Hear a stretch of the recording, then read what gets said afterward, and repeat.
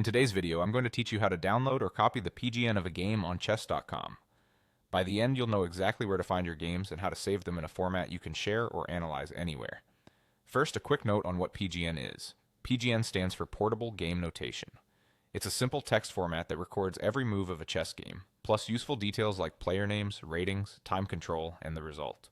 Coaches, engines, and analysis tools all understand PGN, so saving your game in this format makes it easy to review, share with friends, or import into other platforms. Start by going to your archive, which is your game history on chess.com.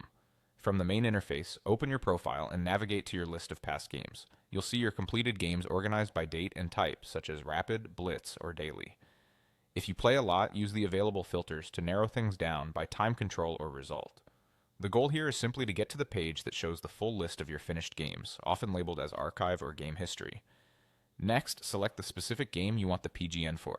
Click the game to open its viewer. Take a moment to confirm it's the right one by skimming the move list or checking the final position. If you're comparing a few similar games, note the date and time control to make sure you're pulling the correct file. Now find the PGN option.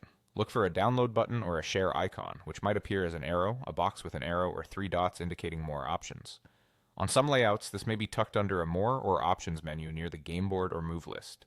If it isn't immediately visible, hover or tap around the toolbar within the game viewer until you see the sharing or downloading controls. When the pop-up window appears, switch to the PGN tab. Here you have 2 choices. You can copy the PGN text directly to your clipboard, which is perfect if you want to paste it into an email, a notes app, or a chess engine right away. Or you can download the PGN file to your device. If you download, your browser will usually save it to your default downloads folder.